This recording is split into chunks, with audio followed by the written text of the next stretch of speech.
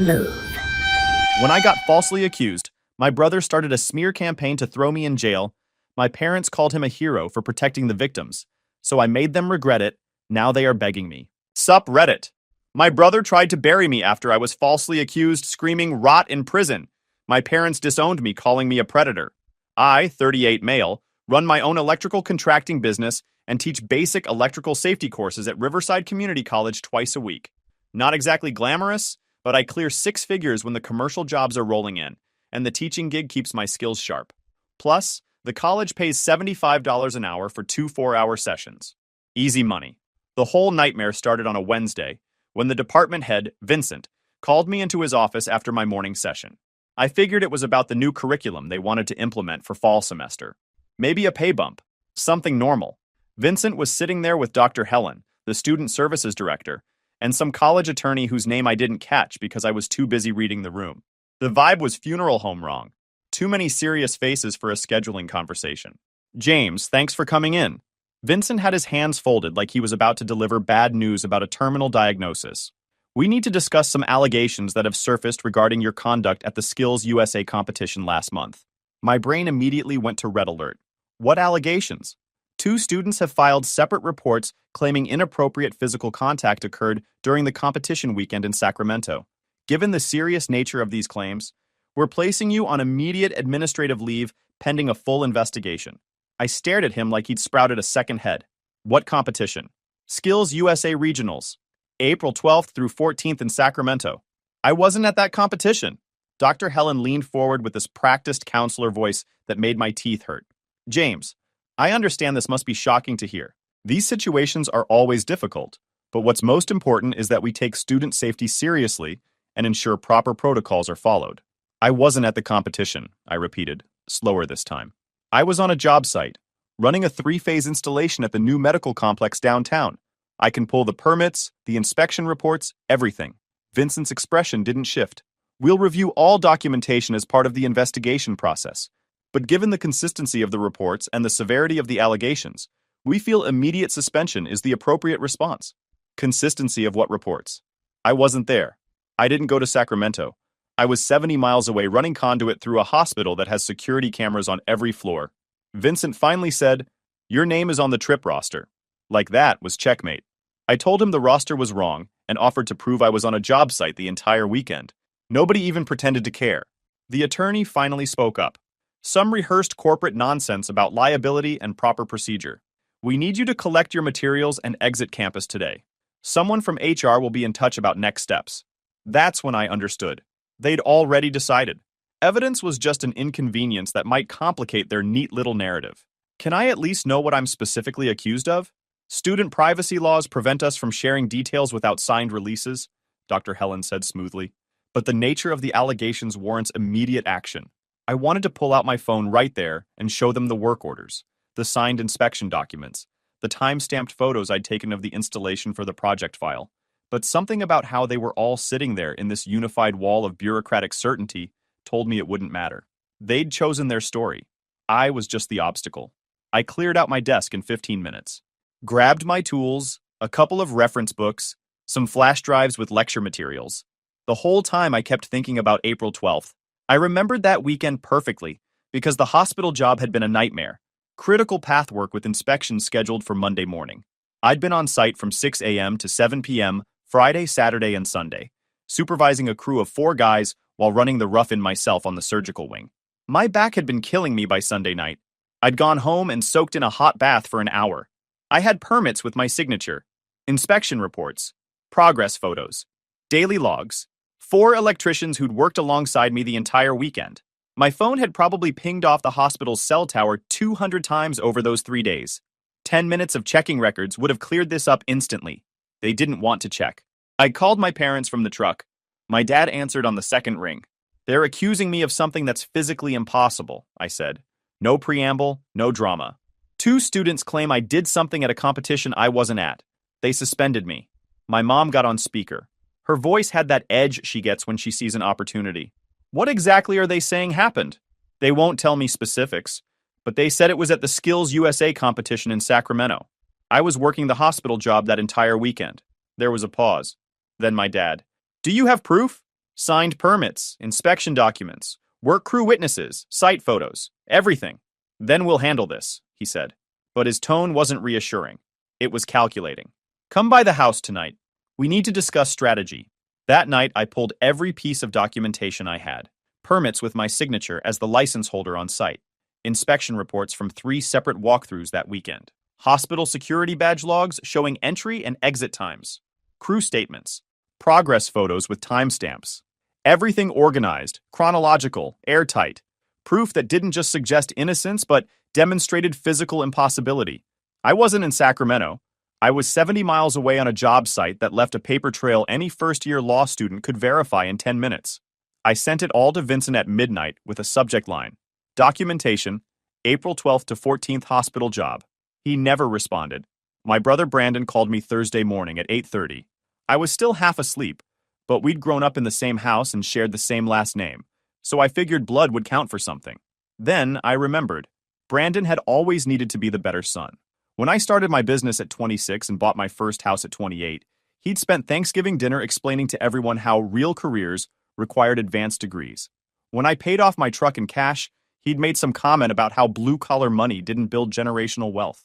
Our parents had always favored his corporate trajectory over my trade work. The MBA from State, the nonprofit job title, the community leadership nonsense. He'd been posting ally content on social media for 2 years, mostly performative threads about accountability and believing survivors. His career had stalled after getting passed over for director twice. He needed a cause. I just didn't know I'd become it. Brandon, thank God. Did you hear what's happening? The college is trying to... I can't talk to you right now. His voice was cold, professional. I'm meeting with the college administration this afternoon. I wanted you to know that Karen and I are taking this very seriously.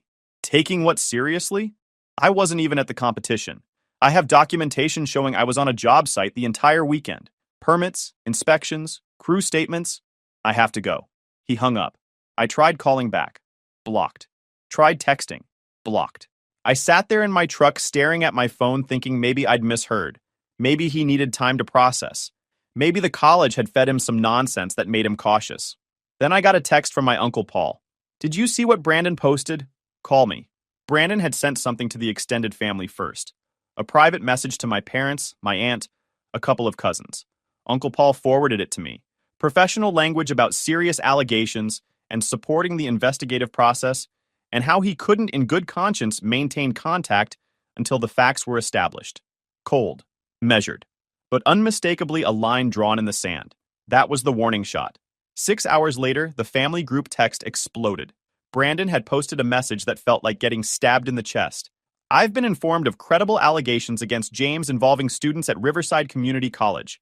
After meeting with college officials and carefully reviewing the information they provided, Karen and I believe the students who've come forward. We will not be maintaining contact with James, and we strongly encourage the family to prioritize the safety and well-being of the young people involved in this situation. I read it 4 times, trying to make the words say something different. My mom responded first. We support you both. This is heartbreaking, but necessary. My dad. Agreed. Some things are more important than family loyalty. You're a hero for standing up for the victims. My cousin Sophia. Wait, what? Has anyone talked to James? My Uncle Paul. This is insane. You're condemning him without hearing his side? I started typing a response. Deleted it. Started again. Deleted it. What the heck was I supposed to say? That I wasn't there? I'd already told Brandon that. He hadn't cared enough to look at the proof before declaring me guilty to everyone we knew. I tried calling my dad. Voicemail. Tried my mom. She answered, but sounded like she was reading from a script. James, honey, we've discussed this extensively with Brandon. He's shown us the college's concerns, and we believe the proper course of action is to step back and let the investigation proceed without family interference. Family interference? I'm trying to show you evidence that I wasn't even there. Sweetheart, we're not investigators. We're not qualified to evaluate evidence.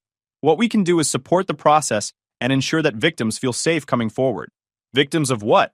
I was on a job site 70 miles away with 4 witnesses and a stack of inspection documents.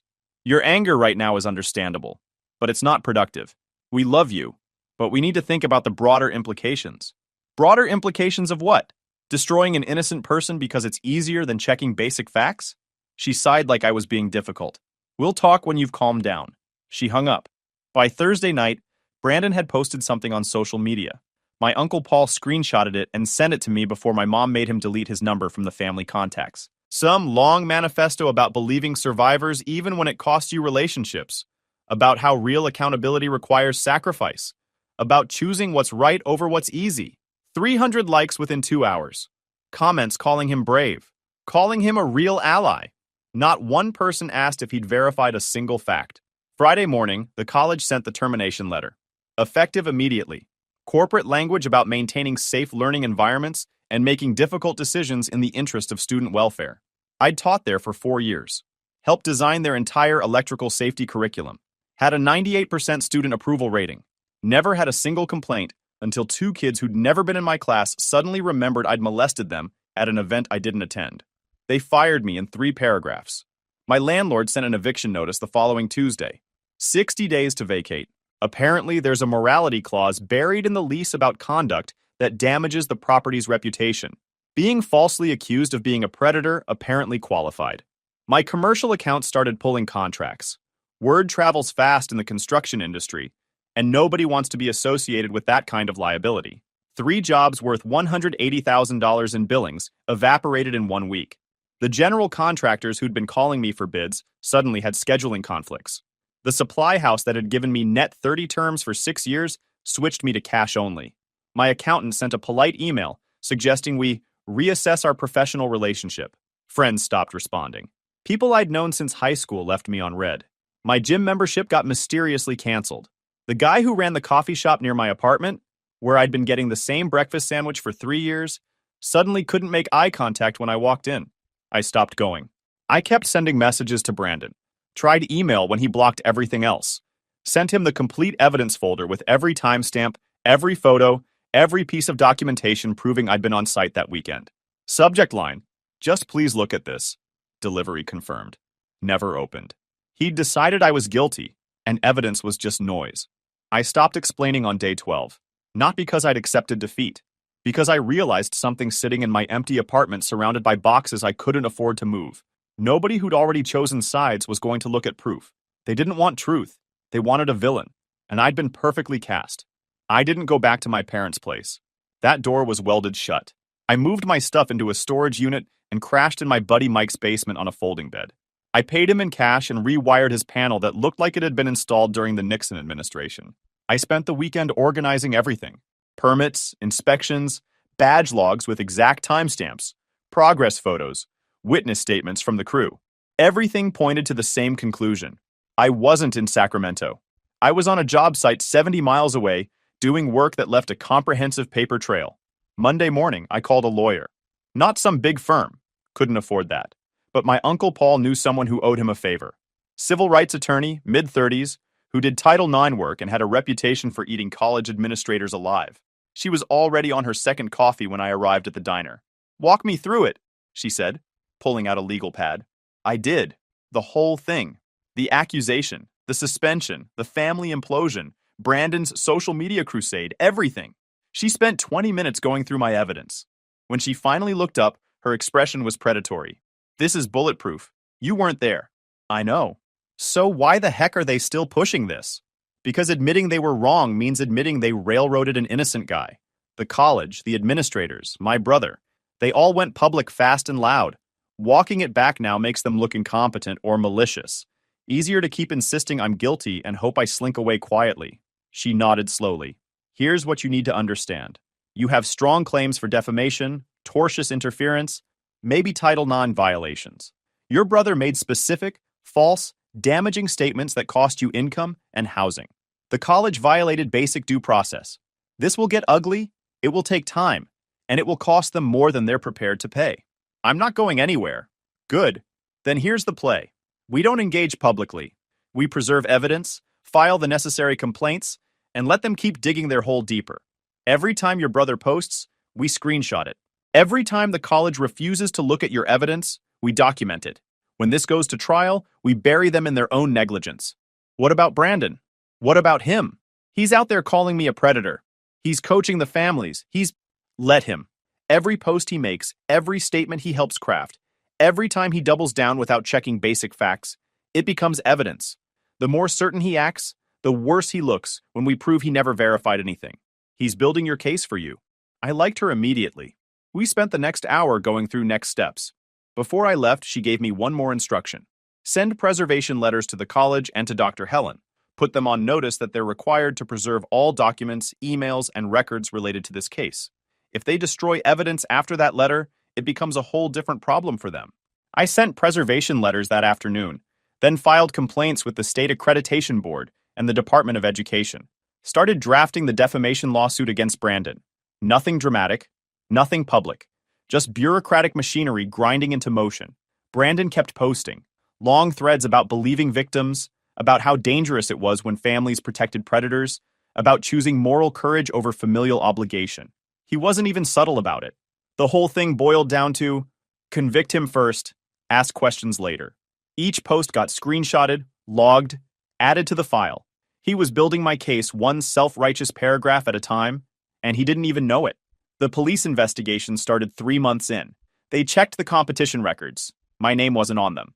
Checked the chaperone list, lodging, transportation logs. Nothing. Then they checked the hospital job. Found my permits, inspection reports, badge logs. Found 4 electricians who swore under oath I'd been on site all weekend. The detective called me in November. He sounded tired in that specific way cops get when they realize they've wasted months on nonsense. We've completed our investigation.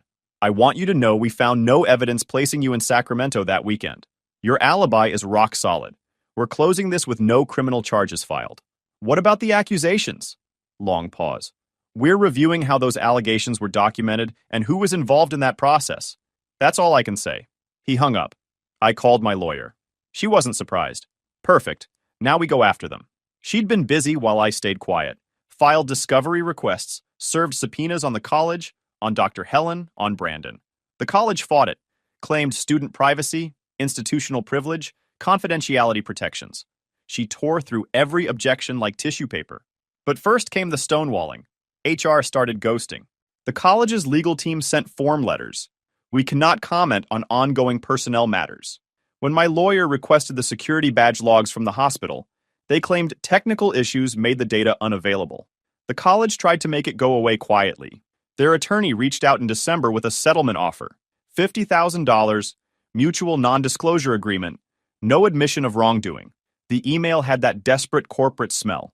Make this disappear before it gets worse. My lawyer forwarded it to me with one word: laughable. She replied with our own offer: full reinstatement, public apology, $300,000, and Dr. Helen's termination. Or we go to trial and expose every procedural failure in discovery. They went silent for 3 weeks. Then a reporter from the local paper started asking questions. Someone had leaked the police findings. The college's PR office started putting out fires. Board members got nervous. Donors started calling. Suddenly, those unavailable hospital badge logs appeared with perfect timestamps. External pressure had done what my evidence couldn't, made them face reality. The discovery materials started arriving in January. Discovery answered the only question that mattered: how my name got attached in the first place. Dr. Helen had forwarded the Sacramento trip roster, and it was a recycled template from the previous year. My name was still on it.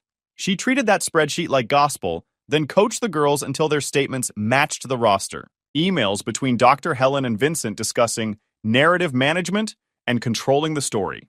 Text messages between Dr. Helen and the students' parents about helping them organize their recollections. Multiple drafts of student statements showing significant edits and additions that clearly didn't come from teenagers. The accusers weren't malicious masterminds. They were kids. Kayla, 17, in the welding program, and Madison, 16, studying HVAC basics. Both had actually attended the Sacramento competition. Both had been approached by Dr. Helen afterward during what was supposed to be a routine feedback session about the event. Their initial statements had been vague, confused, uncertain. Then Dr. Helen got involved. One email from Dr. Helen to Kayla's mother stood out. I know she's having trouble remembering specifics, but sometimes trauma makes memories fuzzy. Let's try the timeline exercise we discussed. Walking through the weekend hour by hour can help things surface. Another to Madison's father. I think we have enough consistency now to move forward confidently. The statements align well. We just need to ensure the families stay committed to the process and don't waver under pressure. There were more. Pages of it. Dr. Helen guiding, suggesting. shaping every detail until the story's locked into place. But the most damning stuff came from Brandon's own digital trail. He'd been so convinced he was the hero that he'd documented everything. A message to Kayla's mother read, "I know your daughter is having second thoughts, but backing out now sends the message that if you pressure victims long enough, they'll fold. We need to show strength here." Another, "Don't let them fixate on timelines and alibis. That's just a distraction tactic predators use. What matters is the trauma, not the logistics." He'd saved everything. Every conversation where he'd helped them refine their statements. Every moment he'd prioritized his crusade over basic fact-checking. Every time he'd pushed back when doubt started creeping in. My lawyer scheduled depositions for February. Brandon went first. The deposition happened in a conference room that smelled like old coffee and desperation. Brandon sat across from me for the first time in 8 months. He looked terrible. Dark circles under his eyes. His lawyer was some underpaid associate who kept checking his watch like he had somewhere better to be. My lawyer looked like a shark that had just spotted blood in the water. She started soft. Background questions. His relationship to me. His work in community advocacy. Then she shifted gears. "When did you first learn about the allegations against your brother?" "The college contacted me in late April. Asked if I'd meet with them to discuss a serious situation." "And what did they tell you in that meeting?" "That 2 students had reported inappropriate contact during a competition weekend." "Did they provide specific details about what allegedly occurred?" "No. They said privacy laws prevented them from sharing details without parental consent." "Did they tell you which competition?" "Skills USA Regionals in Sacramento, April 12th through 14th. "And did you, at any point during or after that meeting, verify that James had actually attended that competition?" Pause. Brandon glanced at his lawyer. The lawyer nodded slightly. "No. You didn't check the attendance records? Didn't verify the chaperone list? Didn't ask the college to confirm James had even been present?" "No." My lawyer let that sit for a moment. "James reached out to you after the accusation was made, correct?" "Yes." "And what did he tell you?" "He said he wasn't at the competition, that he had proof he was working a job that weekend." "And what did you do with that information?" "I told him I couldn't discuss it with him and ended the call." "Did you ask to see this proof?" "No." "He sent you documentation, didn't he? Permits, inspection reports, witness statements?" "He sent emails. I didn't open them." "Why not?" Brandon's jaw tightened. "Because I'd already made my decision based on the information the college provided." Looking at his defense felt like it would compromise my ability to support the victims. "Support the victims," my lawyer repeated flatly. "Even if the alleged victim wasn't actually victimized by your brother?" "I thought the allegations were credible, but you didn't verify them." Silence. My lawyer let it hang there. The court reporter's fingers stopped. Brandon's lawyer shifted in his seat. The whole room could feel the weight of that admission settling like cement. "You posted on social media about this case multiple times, correct?" "Yes." "Public post declaring your belief in the accusations and your decision to cut contact with James?" "Yes." "And you helped the families involved organize their statements, didn't you?" Hesitation. "I provided support and guidance." My lawyer slid a printed screenshot across the table. "This is a message from you to Kayla's mother.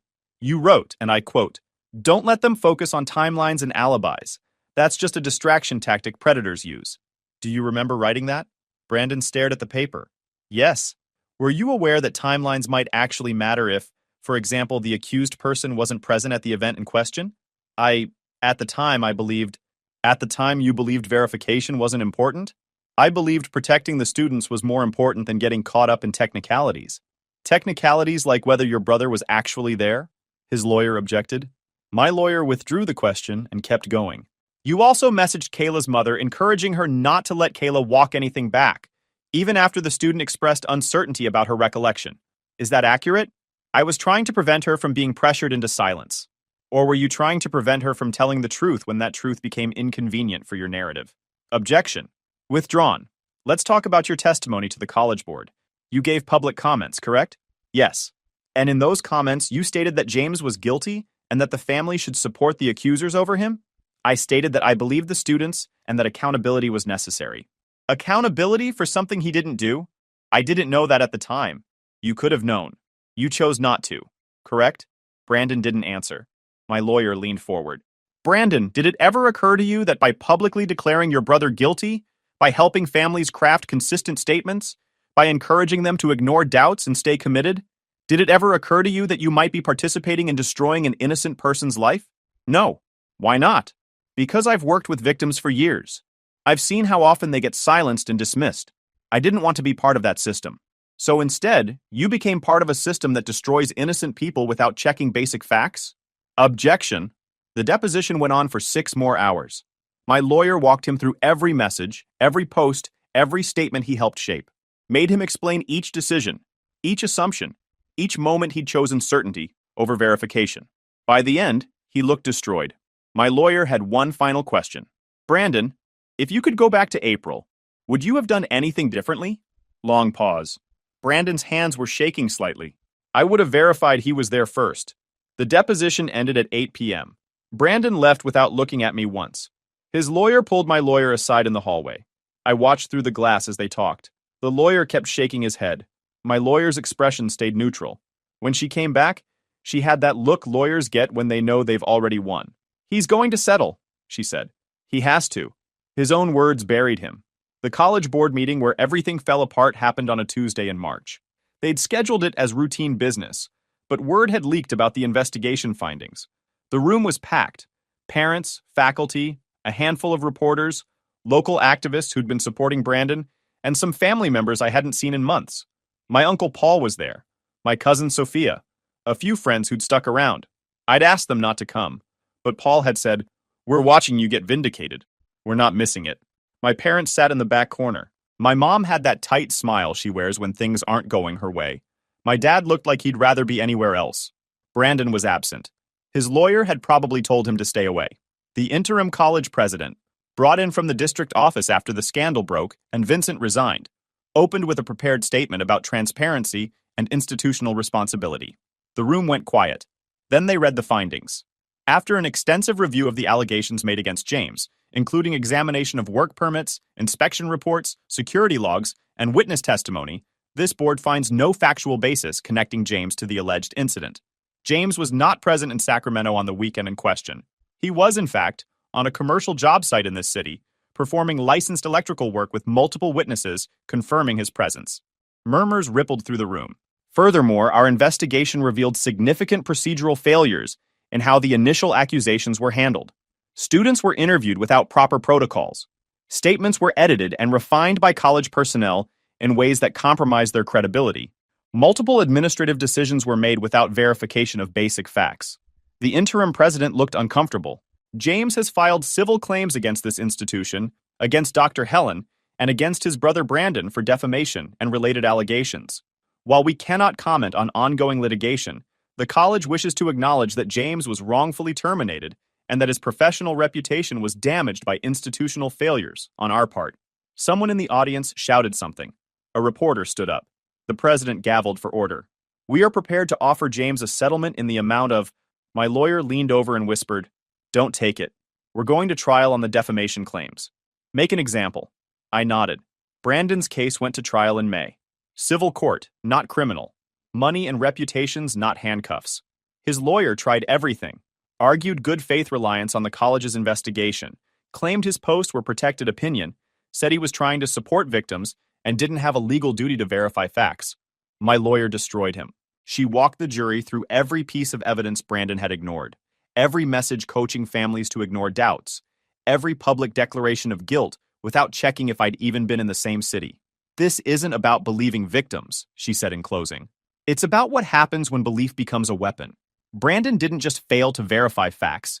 He actively avoided them because they were inconvenient. He helped manufacture consistency in statements that were falling apart. He pressured families to ignore their children's doubts. He did all of this publicly, loudly, with absolute certainty. And he did it to a man who was 70 miles away on a commercial job site when this alleged crime supposedly occurred. The jury took 3 hours. Liable on all claims. $150,000 in damages for lost income, reputational harm, and emotional distress. Brandon's face was blank when they read the verdict. His lawyer tried to say something. He just stood up and walked out. The college settled the next week.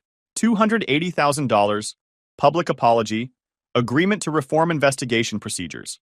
The settlement required them to send formal correction letters to every single person and business they'd notified about the accusations.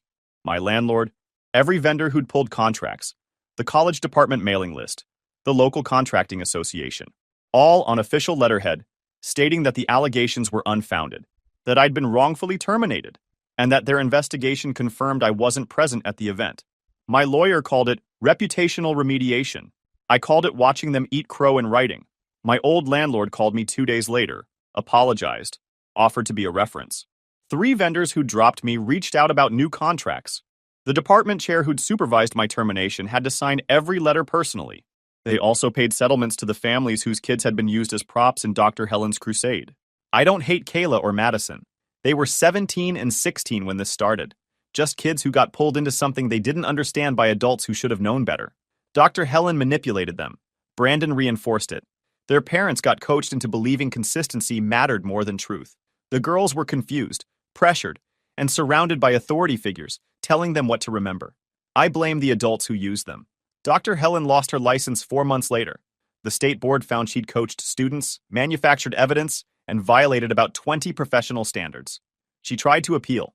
It went nowhere. I didn't move to some new city to start fresh. Forget that. I rebuilt right here where everyone could watch. Used the settlement money to buy my own building.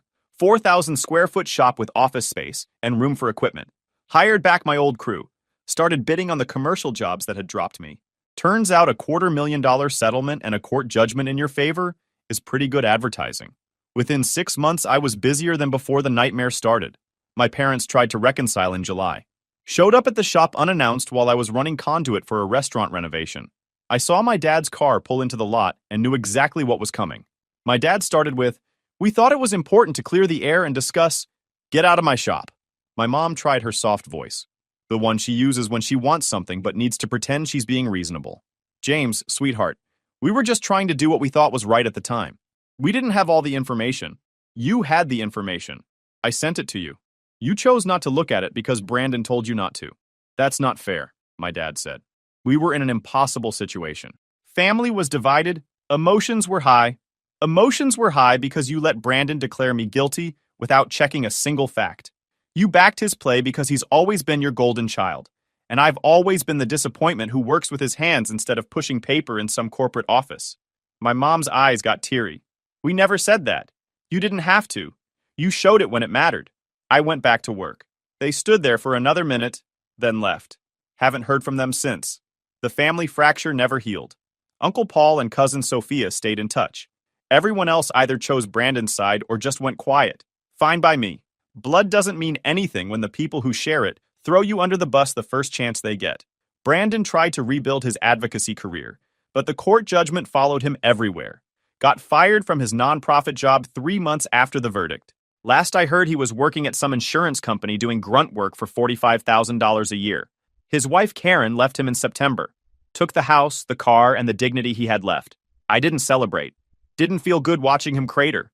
But I didn't feel bad either. The real satisfaction came from watching everyone who'd been so certain, so righteous, so convinced they were on the right side of history. Watching them all have to eat their words and knowing they'd never admit they were wrong.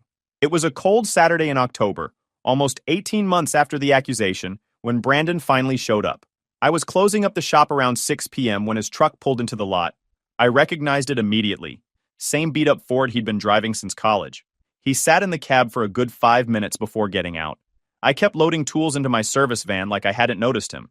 He walked over slowly, stopped about 10 feet away. "James?" I finished loading the drill kit before looking up. "What do you want?" He looked worse in person than I'd imagined. Thinner, older, worn down in a way that had nothing to do with age. I wanted to talk. About what? About everything. About what happened. About... He stopped. "I messed up. I know that now." I shut the van door and leaned against it. "You drove an hour to tell me you messed up? That's your big revelation?" "I'm trying to apologize." "You're trying to make yourself feel better. There's a difference." His jaw tightened. "I was wrong. About all of it. I should have listened to you. Should have looked at your evidence. Should have checked if I was actually there before declaring me a predator to the entire family. Yes. Should have verified a single fact before coaching families to ignore their kids' doubts. Yes. Should have considered even for 1 second that maybe your crusade was more important to you than the truth." He didn't answer that one. I pushed off the van. "You didn't just mess up, Brandon. You made a choice. You chose to believe I was guilty because it felt good, because it let you be the hero, because verifying facts was work, and faith in your own righteousness was easy. I was trying to help. You were trying to feel important. And when the evidence didn't fit your narrative, you just ignored it. I thought I was doing the right thing. No, you thought you were the right person. There's a difference. You've spent your whole life needing to be better than me. Smarter, more successful, more important. When those students made their accusation, you saw your chance. Finally had proof that you were the good brother, and I was the screw-up you always believed I was. His hands were shaking. That's not... You didn't verify I was there because deep down, you didn't want to. You wanted me to be guilty. It fit the story you'd been telling yourself since we were kids. The silence stretched between us like razor wire. I lost everything, he said finally. My job, my marriage, my reputation. I know that doesn't fix what I did to you, but nothing. You didn't lose those things because of what I did. You lost them because of what you did. Because you prioritized your crusade over basic facts, and when the truth came out, everyone could see exactly what you were. I'm trying to make this right. You can't. Some things don't get fixed with an apology 18 months late. You destroyed my life because it was convenient for you. You let mom and dad think I was a predator because it made you look better by comparison. You helped coach families to ignore evidence because you couldn't handle being wrong. I walked past him toward my truck. James, wait! I stopped but didn't turn around. You want forgiveness? You want closure? You want me to tell you it's okay and we can rebuild our relationship? I want to try. Then try this. Live with what you did. Live with the fact that you destroyed your brother over accusations you never verified. Live with the knowledge that when it mattered most, you chose your ego over the truth. Live with knowing that every person who praised you for being brave was praising you for being certain about something you never bothered to check. Don't call me again. Don't show up at my shop. Don't send letters or emails or messages through family members. We're done. I got in my truck and started the engine. Through the windshield, I could see him standing there in the parking lot, shoulders slumped, looking smaller than I'd ever seen him. His hands were in his pockets. His head was down. He looked like a man who'd finally understood what he'd done and realized there was no fixing it. I drove away and didn't look back. If you enjoyed this video, please hit that subscribe button. It really helps the channel and help us bring you more and better stories. Thanks.